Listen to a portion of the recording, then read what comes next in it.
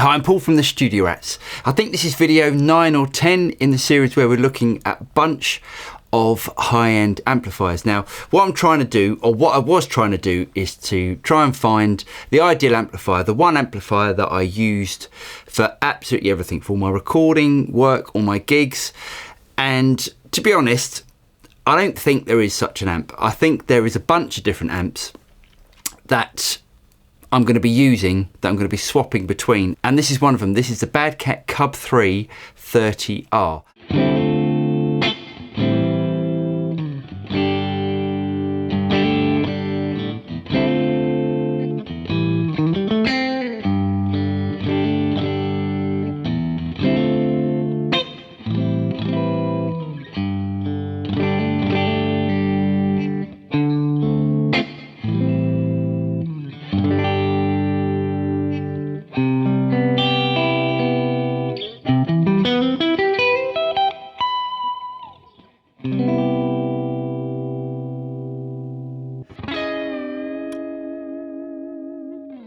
So what is this amp? Well, this amp has an EL84 output section, so you can think of it more like an AC30, and you'd be more correct in thinking it's more like a Matchless C30 or HC30. Mark Sampson, the guy that originally started Matchless Amplifiers, designed the HC30 and C30, which were an improvement on the Vox AC30. It's almost like a Vox AC30 that you can take anywhere and it didn't break down, or was much more reliable than the Vox. And then he moved to Bad Cat. Bad Cat make the Cub series. Now, there's two types of Bad Cat Cub amplifiers. One, the USA Player series, which is a PCB based amplifier. You get the hand wire series, which this is one of.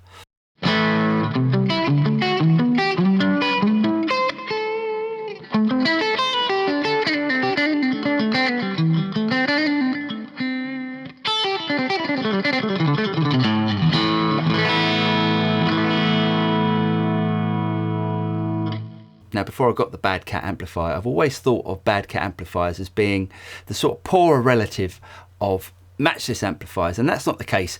Bad Cat amplifiers, they definitely do their own thing, and the Cub series is absolutely fantastic.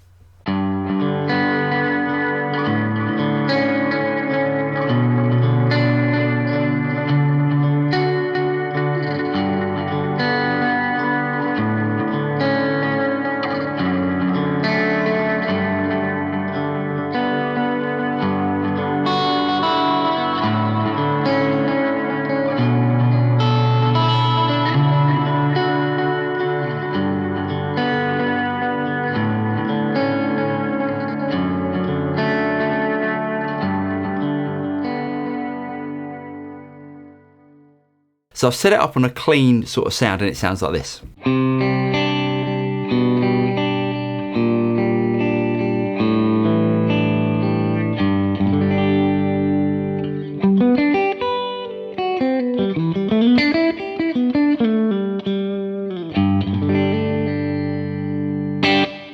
As you can hopefully hear, you've got that Vox AC30 type of sound with this amplifier, but you can do quite a bit with this amp, and you can drive it in a way where if you did it with a Vox, it would break up in a less, I would say, musical way. With this, you get quite a lot more clarity with it.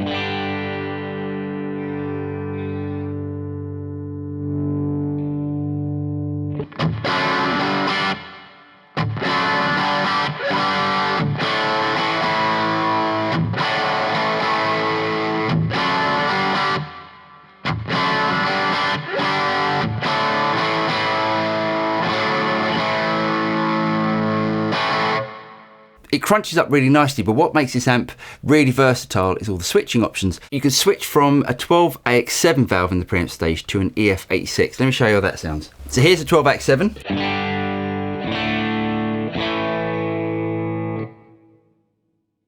And here's the EF86.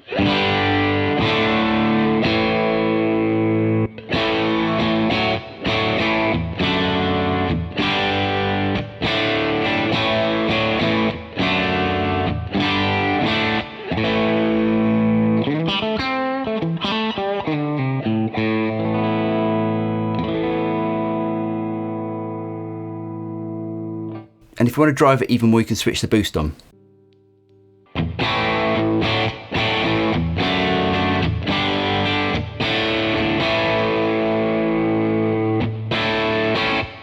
The thing that I really like about this amp is how well it takes pedals. It's probably the best pedal platform amp that I've got. So if I switch on a couple of different pedals, you can hear what it does. So let's try a boost pedal to start with. Here's the basic tone without any pedals on.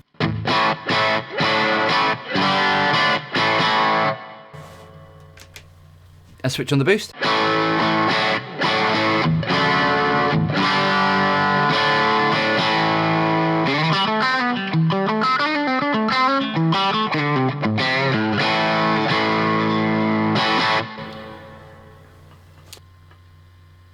And here's it with the clon style pedal.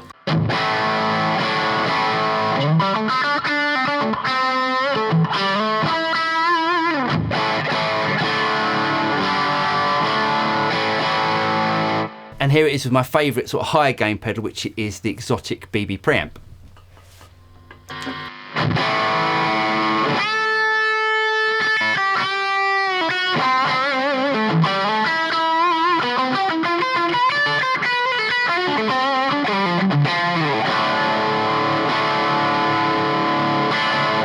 And another great thing about sort of this amp as a pedal platform is I'm putting a Strymon Volante in front of the amp. Now, with other amps, if you're using say like a gainier setting, something like this, which has a bit of grit on it. Now, when you tend to add delays to these sort of sounds, the delays end up getting quite distorted, but because the drive in this amp is really smooth, it does a really nice thing to the delays. So if I switch on the Volante,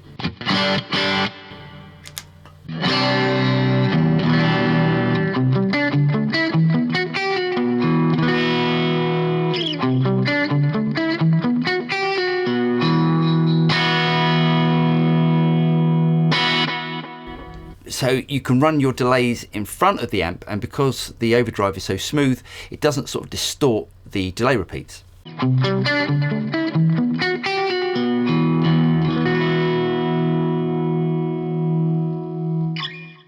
Now, last of all, you've got this sort of preset tone mode. So if I switch that in, now immediately you'll hear the gain go down. And when I first tried this part of the amp, I really thought, what's the point of this? I'm never going to use this. But what you can do with this, if you take the volume, the input gain up,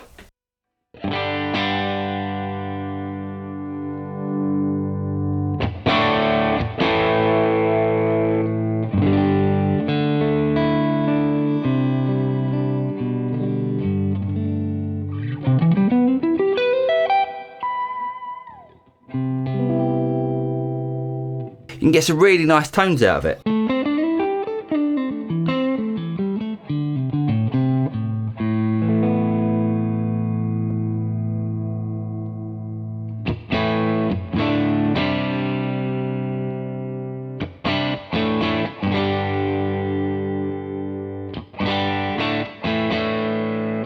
See what happens when I switch the main tone stack back in.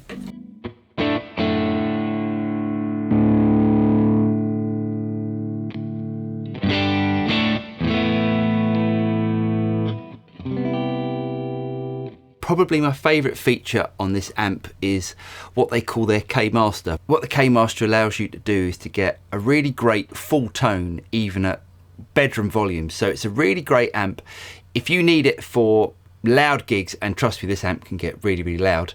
And you also need it for home practice. I think there's very few amps that you can actually use like this that do actually sound fantastic loud and equally as great at bedroom volumes.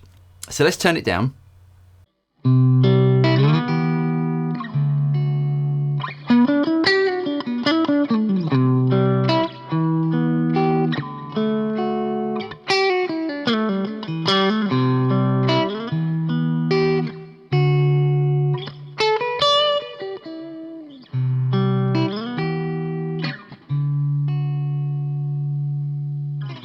And with a bit of drive.